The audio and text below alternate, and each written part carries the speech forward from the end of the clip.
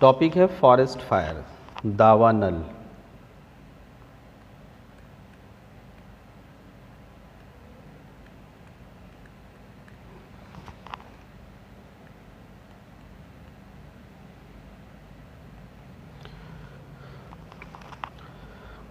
तो हम Indian context में देख रहे हैं, वर्ल्ड में नहीं देख रहे हैं।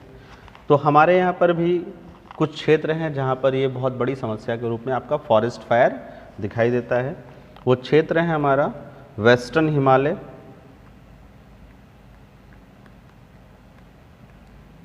पश्चिमी हिमालय का भाग, और उसमें जो स्टेट हमारे इंक्लूड होते हैं उत्तराखंड,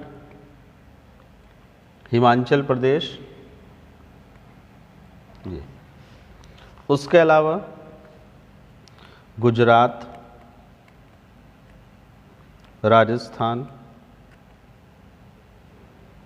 महाराष्ट्र, यहाँ के जंगलों में भी आग लग जाती है। ठीक है ना, ये क्योंकि ड्राई सीजन चाहिए इसके लिए, तभी तो आग लगेगी। तो वो ड्राई सीजन की अगर बात करें कि मेनली जो है फरवरी से लेकर जून के बीच में, जब मॉइस्चर बहुत कम रहता है, ड्राइनेस रहती है, हल्की सी भी कोई चिंगारी या कोई बात हो जाए जिसकी वजह से फिर ज़्यादातर बहुत सारे उसमें क्या होता है कि पेड़ों के आपस में टकराने से, है ना, किसी वजह से, या कभी जलती हुई बीड़ी, सिगरेट, कोई भी चीज़, है ना, हल्का सा और पूरे में आग लग जाती है। फिर इसको कंट्रोल करना बहुत मुश्किल हो जाता है। क्यों? क्योंकि हवा भी चल रही होती है और लगातार, और इससे सबसे बड़ा लॉस एक तो फॉरेस्ट का डिफॉरेस्टेशन जो हो जाता है, वहाँ जो बायोडाइवर्सिटी है वो लॉस हो जाती है, वहाँ से जो डिफरेंट CO2, है ना, आग लगती है तो उससे जो गैसेस निकलती हैं वो भी इन्वायरमेंट के लिए सबसे ज़्यादा खतरनाक होती हैं। ये बहुत ही ज़्यादा है। ठीक है, तो मेनली जो चीड़ फॉरेस्ट होते हैं, चीड़ वन, चीड़ के पेड़ आप लोगों ने अभी दिखा देता हूँ आप लोग को, या फिर ड्राई डेसिडुअस फॉरेस्ट, शुष्क पतझड़ वन। उससे क्या होता है, पत्तियां गिरती हैं तभी तो उसमें आग लगेगी। अगर सदाबहार वन है तो उसमें आग लगने का कोई टेंशन ही नहीं है। तो ये मान के चलिए कि एवरग्रीन फॉरेस्ट है, तो एवरग्रीन फॉरेस्ट कहाँ पर होगा, जहाँ साल भर बारिश हो रही है, तो वहाँ आग लगने का चांस नहीं है। यानी जहाँ पर आपके डेसिडुअस फॉरेस्ट होंगे या ड्राई सीजन होगा तभी आग लगेगी। ठीक है,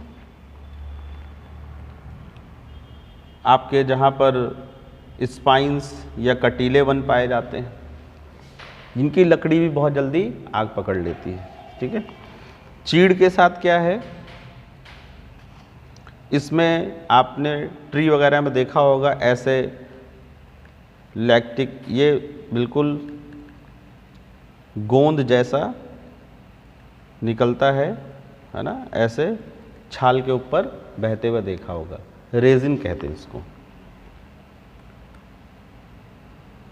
रेजिन।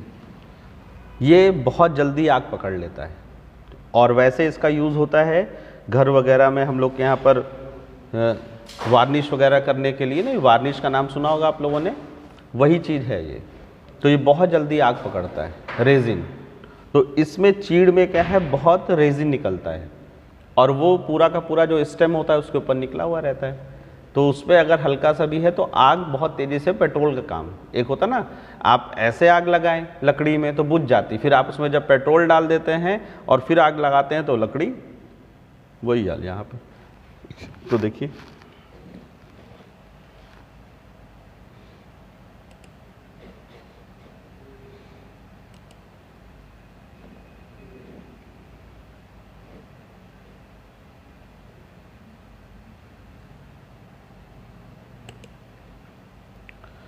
चीड़ के वन,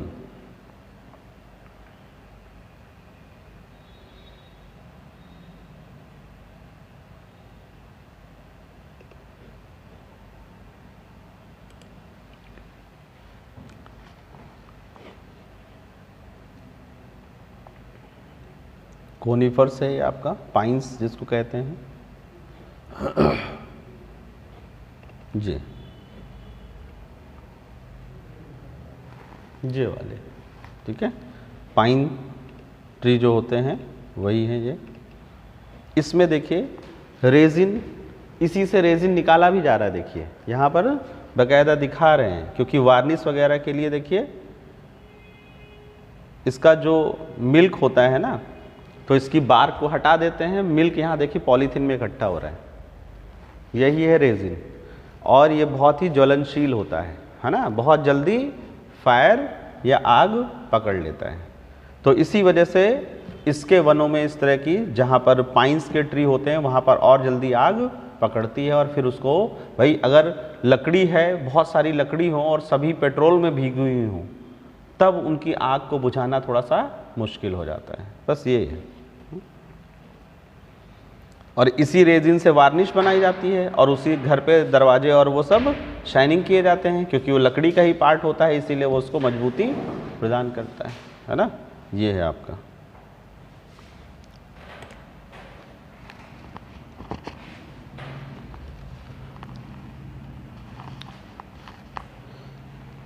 तो इंडिया के कॉन्टेक्स्ट में अगर देखा जाए तो पार्लियामेंट में रिपोर्ट आई थी फॉरेस्ट फायर को लेकर। तो हिमालय में जो पाइन्स फॉरेस्ट हैं, हिमालय में जो चीड़ के वन हैं पाइन, ठीक है, और सेंट्रल इंडिया, यहाँ पर देखा जाए तो लगातार जो फॉरेस्ट फायर का इंसिडेंट है वो बढ़ता चला जा रहा है। फॉरेस्ट फायर का इंसिडेंट बढ़ता चला जा रहा है, ठीक है। और जो टोटल फॉरेस्ट फायर होता है उसमें से लगभग 40% के आसपास आपका उड़ीसा, छत्तीसगढ़ और एमपी, यहाँ के जंगलों में आग पकड़ती है 40% के आसपास। और जैसे जैसे ये ग्लोबल वार्मिंग बढ़ती जा रही है, ये परसेंटेज बढ़ता चला जा रहा है, ये याद रखिएगा, ठीक है। तो इसी के लिए फिर एक स्कीम लाई गई सेंट्रल गवर्नमेंट के द्वारा। वो स्कीम का नाम याद रखना है आपको,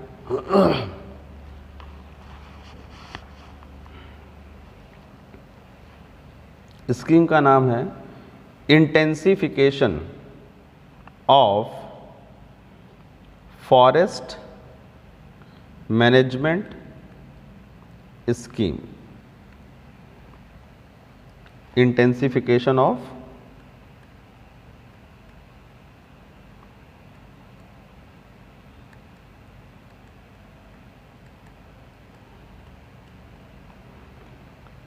फॉरेस्ट मैनेजमेंट स्कीम, ये तो सेंट्रल गवर्नमेंट ने इसको स्टार्ट किया। इसमें मेन कंपोनेंट क्या है? सबसे पहला है कि कंट्रोल, मैनेज एंड कंट्रोल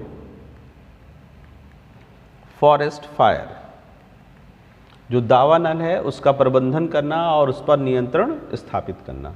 ये दूसरा है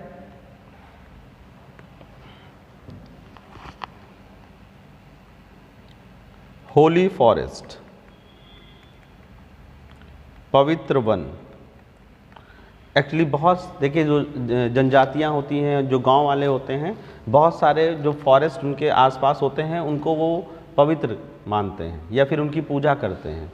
तो ऐसे जो वन हैं तो इनका फिर कंजर्वेशन किया जाए, ये इसमें है। तो पवित्र वन या होली फॉरेस्ट किसको कहते हैं? कई बार क्या होता है कि विलेज एरिया में जो लोग रहते हैं, विलेजर्स या ग्रामीण, वो कुछ फॉरेस्ट होते हैं उनको मानते हैं डिवाइन, दैवीय मानते हैं और उनकी पूजा करते हैं। और वहाँ पर फिर सबसे बड़ी चीज़ है कि वहाँ पर कोई लकड़ी भी नहीं काटने जाता है, क्योंकि वो उस वन की ही पूजा करते हैं पूरा।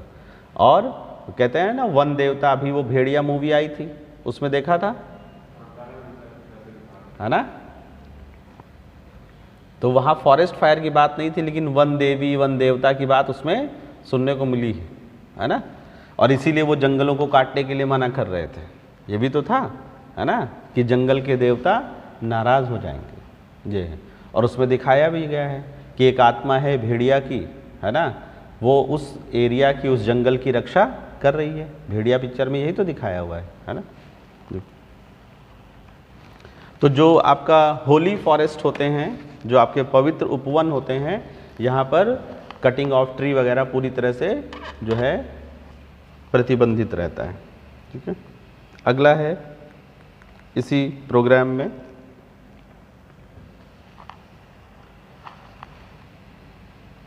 कि कुछ स्पेसिफिक प्लांट स्पीसीज होती हैं, विशिष्ट पौधों की परिस्थितियाँ और इकोसिस्टम, पारितंत्र।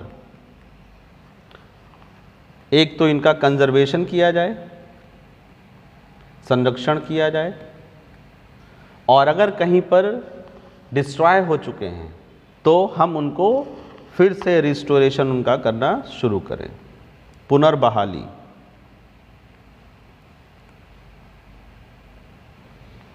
ये इसमें रखा गया है कि कोई इकोसिस्टम अगर कहीं पर डिस्ट्रॉय कर भी गया है तो हम कहीं पर फॉरेस्ट ख़त्म हो गए तो हम फिर से रिफॉरेस्टेशन जैसी चीज़ें करें वहाँ पर। और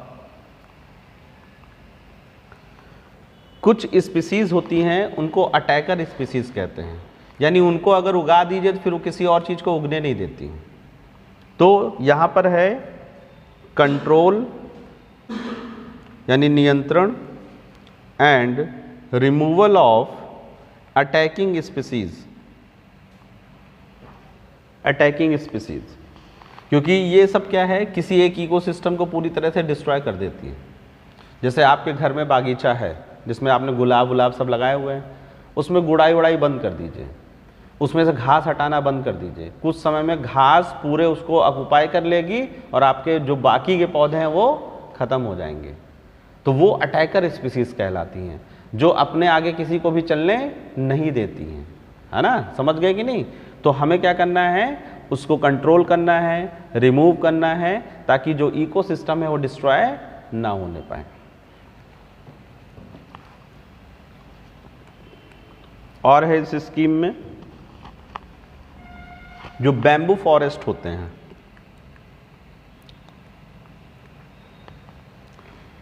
वहाँ का मैनेजमेंट सुधारा जाए, अच्छे से देखरेख करी जाए। बैम्बू फॉरेस्ट को क्या है, एक्चुअली वहाँ पर ज़्यादा केयर नहीं करी जाती, और होता क्या है, वो उसमें आग लगने की घटना हो जाती है वहाँ पर भी। तो उसका भी मैनेजमेंट सही किया जाए।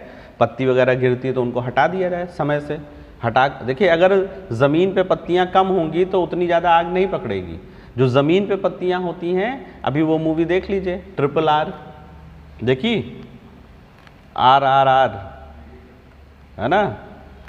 इतनी शानदार वो सीन है जहाँ पर वो, क्या नाम है, हीरो कौन है उसमें, दो रामचरण ना, रामचरण का वो वाला लास्ट वाला सीन देखिए, जब वो राम वाले पोज में आता है और फिर, है ना, फॉरेस्ट फायर ही तो लगाता है वो, और कुछ थोड़ी ना करता है। जंगल की सूखी पत्तियां रहती हैं, धनुष पे लेता है और छोड़ देता है, टच होती चली जाती है और पूरे में आग पकड़ लेती है। वो फॉरेस्ट फायर ही था। बस ये है कि उसमें दिखाया कि उसके आगे वो बढ़ी नहीं, वो बात अलग है ना। तो उसमें देख सकते हैं। तो अगर ये मूवी देखनी चाहिए आप लोग को, देखिए ना, कुछ मूवीज़ हैं अच्छी हैं देखने वाली। तो बैम्बू जो फॉरेस्ट होते हैं उनका मैनेजमेंट, ठीक है, ये सब चीज़ें आपकी इस वाली स्कीम में थी। ठीक है, intensification of forest management scheme.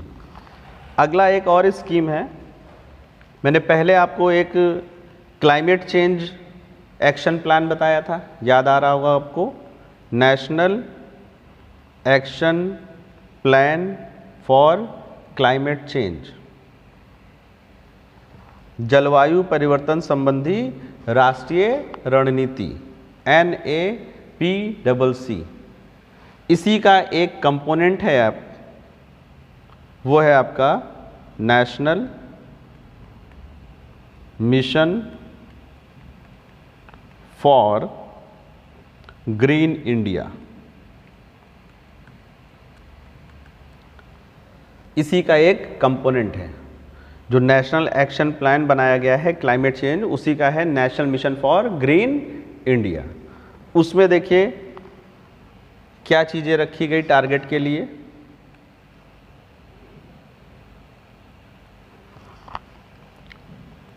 Five million कह सकते हैं या फिर 50 lakhs, दोनों का मतलब एक ही है, मिलियन आपका है ना, हेक्टेयर फॉरेस्ट कवर की क्वालिटी को इम्प्रूव करना है। क्या हो रहा है वहाँ पर, उसकी कैनोपी डेंसिटी जो है कम होती जा रही है, तो हमें उसकी कैनोपी डेंसिटी को फिर से बढ़ाना है। वतान क्या होता है, वतान घनत्व है ना, वितान घनत्व, उसी को बढ़ाने की बात इसमें रखी गई है। उसके अलावा एक्स्ट्रा 5 मिलियन 50 lakhs के आसपास हेक्टेयर में हमें एक्सपेंशन ऑफ फॉरेस्ट करना है और बढ़ाना है। जो लैंड पड़े हुए हैं और यूज़ नहीं हो रहे हैं वहाँ पर हमें जो है फॉरेस्टेशन फिर से करना है, वहाँ पर और ज़्यादा कितना है, कितना 50 lakhs हेक्टेयर या 5 मिलियन हेक्टेयर।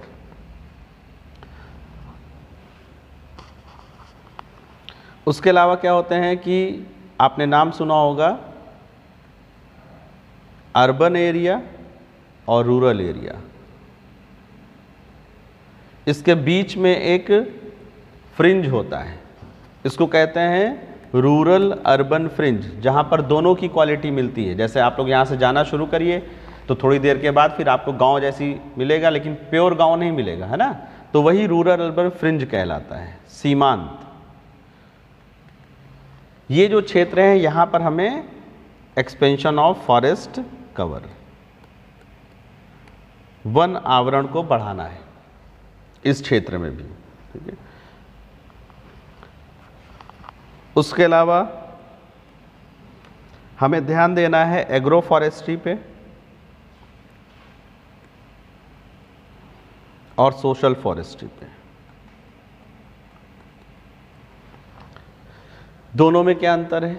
एग्रो फॉरेस्ट्री का मतलब है कि एग्रीकल्चर करने के साथ साथ आप जो आसपास का एरिया है, जैसे मेड़ वगैरह जो बंडिंग होती है, उस पर ट्री लगा दीजिए। आपने देखा भी होगा लोग महुआ के पेड़ और सब पेड़ लगा देते हैं।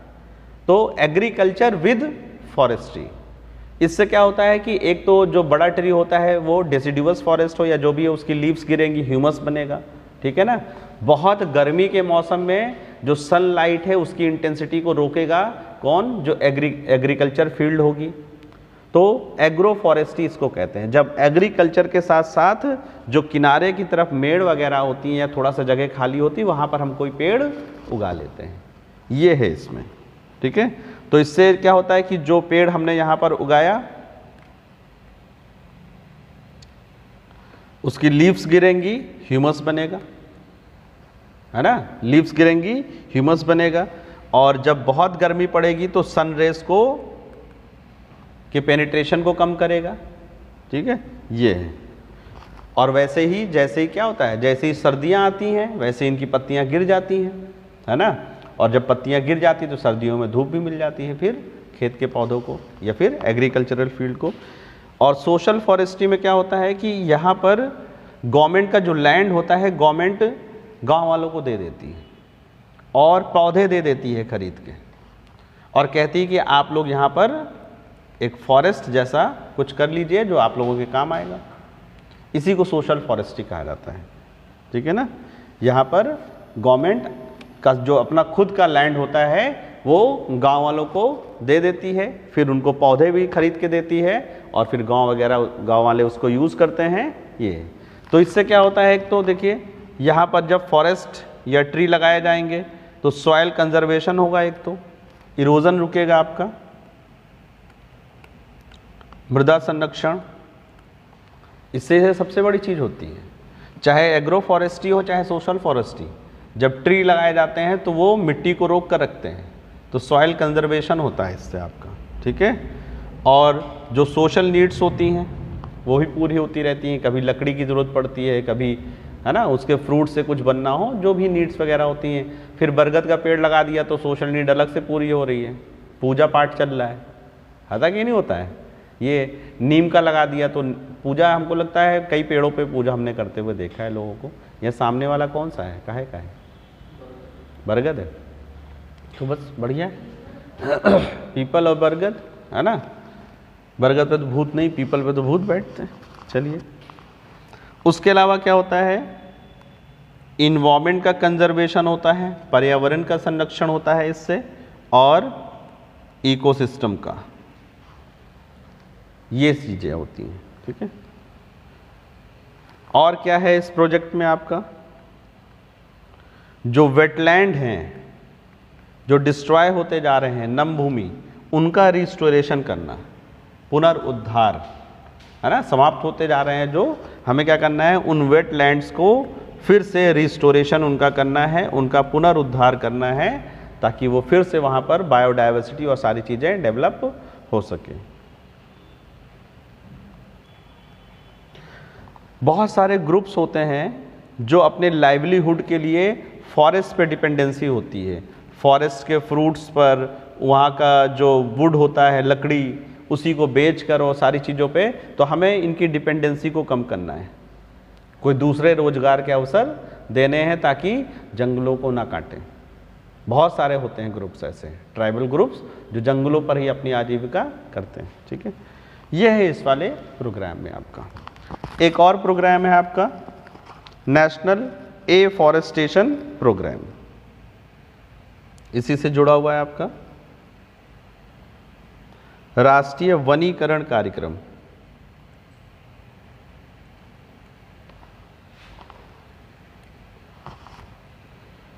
नेशनल एफॉरेस्टेशन प्रोग्राम, नैप, राष्ट्रीय वनीकरण कार्यक्रम, राष्ट्रीय वनीकरण कार्यक्रम, ठीक है।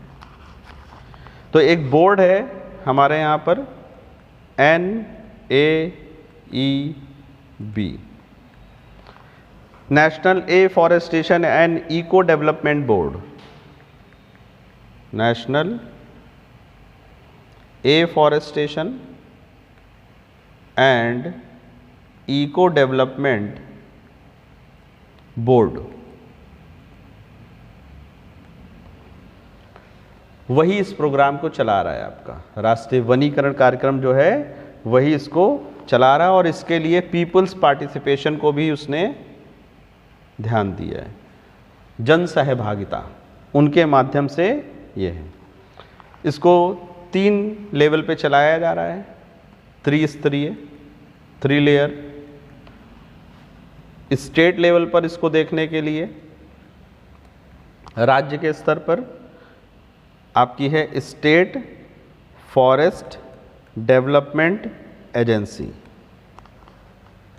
स्टेट फॉरेस्ट डेवलपमेंट एजेंसी, राज्य वन विकास एजेंसी, ये देखती है स्टेट लेवल पे। उसके बाद डिस्ट्रिक्ट या आपका जो मंडल होता है ना, उस लेवल पे देखिए, जिला स्तर पे, इसके लिए है आपकी फॉरेस्ट डेवलपमेंट एजेंसी।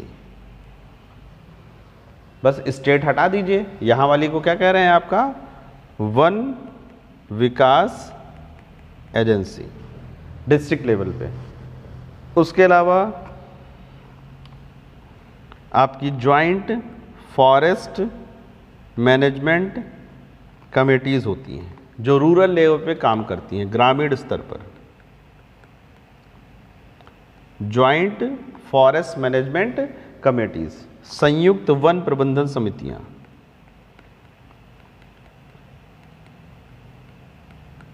संयुक्त वन प्रबंधन समितियां, joint forest management committees, 3 level पर ये है, ठीक है। ये कार्यक्रम चल रहा है आपका। और ये कार्यक्रम आपका 2001-2002 के आसपास शुरू हुआ।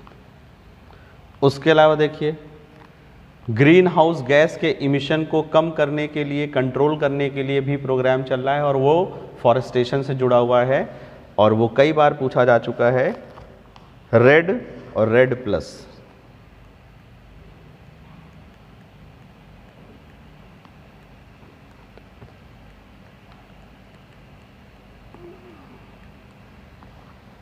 रेड एंड रेड प्लस, ये क्या है आपका, रिड्यूसिंग इमिशन फ्रॉम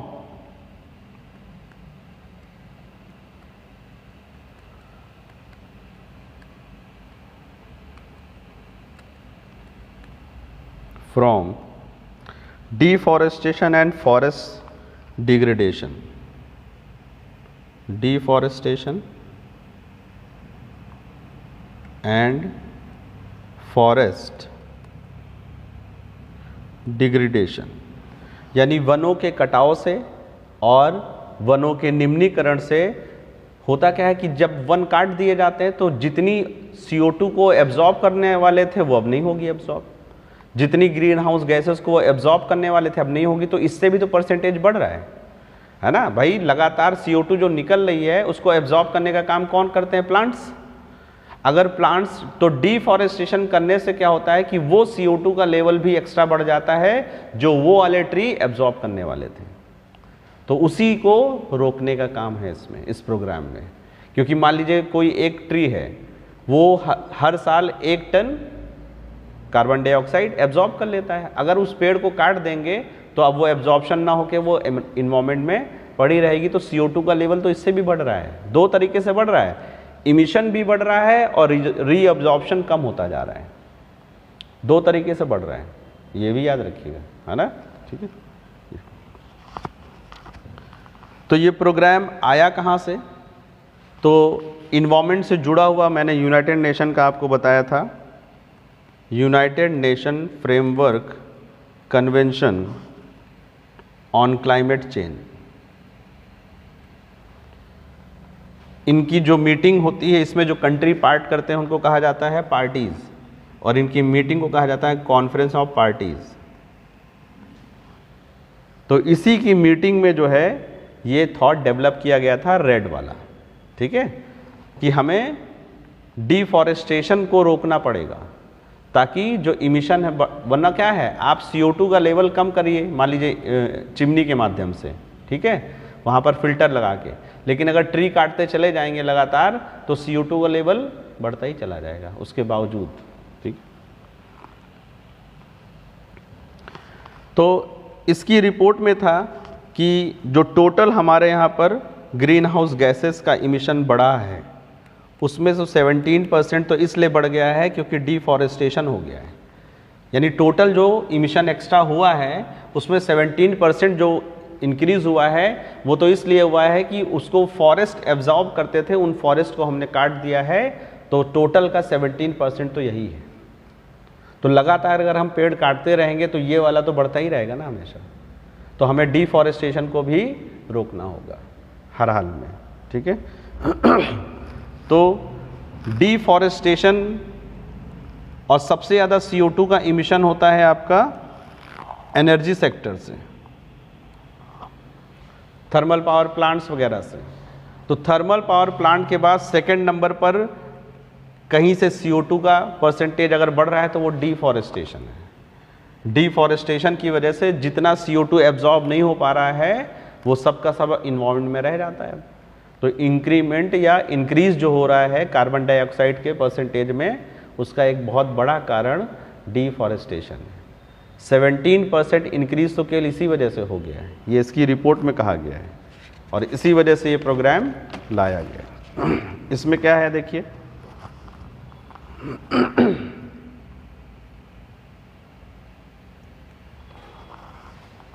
टू 2005 का है ये,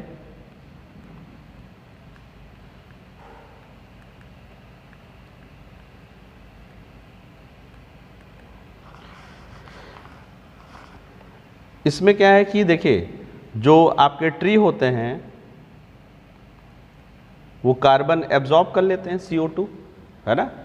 तो जो स्टोर्ड कार्बन है इनके पास, इसी को वैल्यू दिया जाता है और बोला जाता है कि आप इसको किसी को बेच सकते हैं इमिशन में। जैसे होता है ना, हर कंट्री का अलग अलग टारगेट दिया जाता है। जैसे इंडिया को टारगेट दिया गया कि आप हर साल 100 टन CO2 का इमिशन कर सकते हैं, ठीक है। तो हमने उसमें से सिर्फ 50 किया, तो बाकी का जो 50 बचा है हम किसी दूसरे को बेच सकते हैं, जिसे कार्बन ट्रेडिंग कहते हैं, हमने बताया था। तो जितना ज़्यादा आप फॉरेस्ट, तो ये होगा कि फॉरेस्ट में कार्बन की वैल्यू निकाली जाएगी कि आपके इस फॉरेस्ट से कितना CO2 एब्जॉर्ब हो रहा है हर साल। तो उसका पैसा बताया जाएगा कि देखिए इतने हजार, इतने लाख रुपए की CO2 तो आपने इसी से एब्जॉर्ब कर ली और आपका इतना पैसा बच गया दूसरी तरीकों से CO2 को कम करने में। समझ रहे कि नहीं भाई? CO2 को कम करने के लिए आप फिल्टर लगा रहे हैं, है ना, बहुत सारी टेक्नोलॉजीज लगा रहे हैं। उतनी CO2 आपने ट्री में दिखा दी कि भैया आपने जो टेक्नोलॉजी लगा रहे हैं इतना CO2 तो आपका ये ट्री ही एब्जॉर्ब कर रहा है और उससे कम पैसे में एब्जॉर्ब कर रहा है। तो इससे क्या होगा, लोग मोटिवेट होंगे कि हमें, है ना, हमें क्या करना है। अगर फैक्ट्री लगा रहे हैं तो आसपास 2-3 हज़ार पेड़ भी लगाते हैं, ताकि वहाँ से जो इमिशन हो उसका मैक्सिमम पार्ट CO2 का वही एब्जॉर्ब कर लें। तो हमें कम फिल्टर लगाने पड़ेंगे, ये इसमें होता है, ठीक है।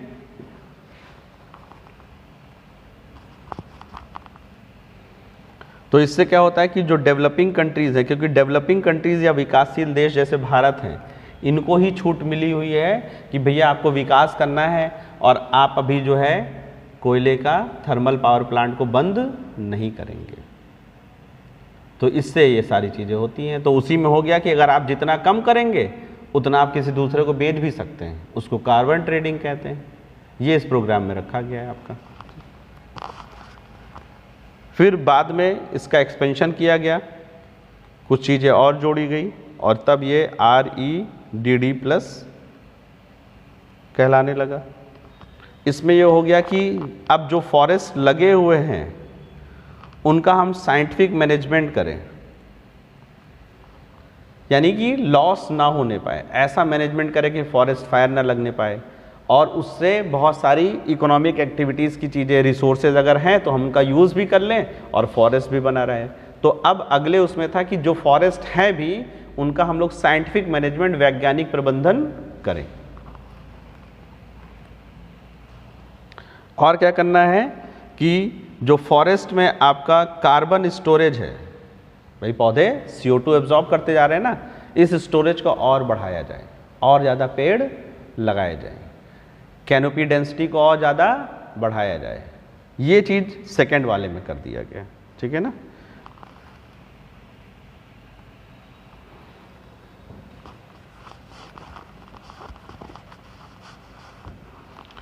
तो इंडिया में देखें तो मध्य प्रदेश, हिमाचल प्रदेश, कर्नाटका, सिक्किम, यहाँ पर एक प्रोग्राम चलाया गया, फॉरेस्ट प्लस प्रोग्राम।